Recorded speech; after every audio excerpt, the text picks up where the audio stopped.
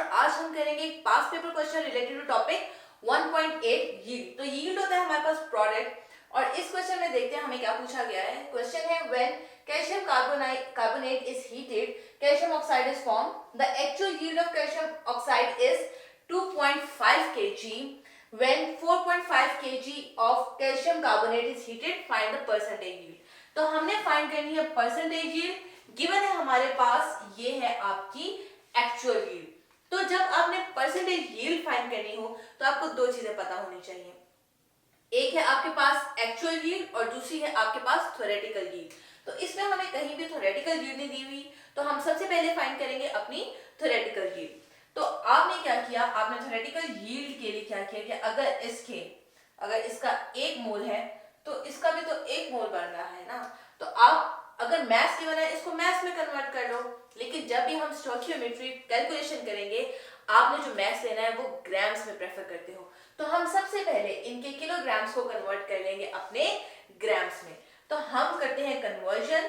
तो हम कहते हैं mass of reactant is 4.5 kg।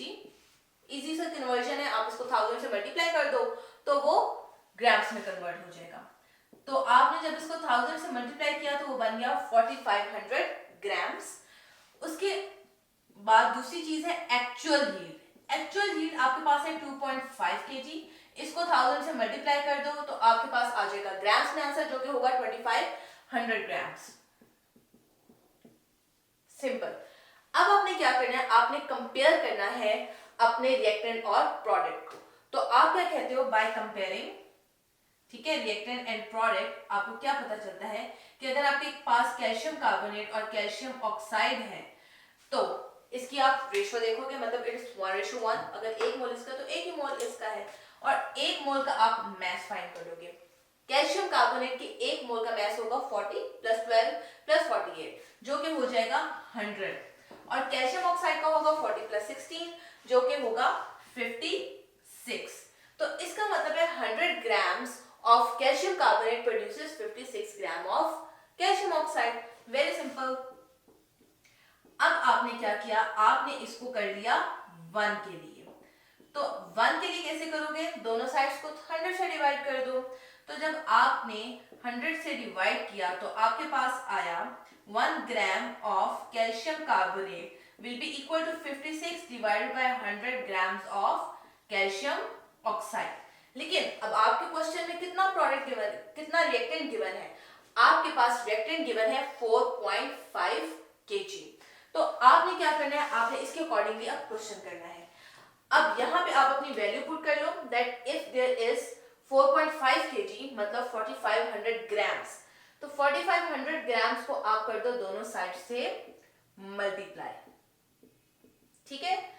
तो आपने किया इसको मल्टीप्लाई और मल्टीप्लाई करने के बाद आपके पास क्या आंसर आया, आपके पास आंसर आया that 4500 grams of calcium carbonate it produces amount कितनी बना रहा है आपके पास calcium oxide 2520 grams of calcium oxide.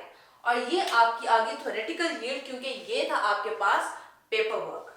तो पेपर वर्क में ये आपके पास क्या है, थ्योरेटिकल यील्ड है और एक्चुअल यील्ड आपके पास क्वेश्चन में गिवन है 2500 ग्राम्स।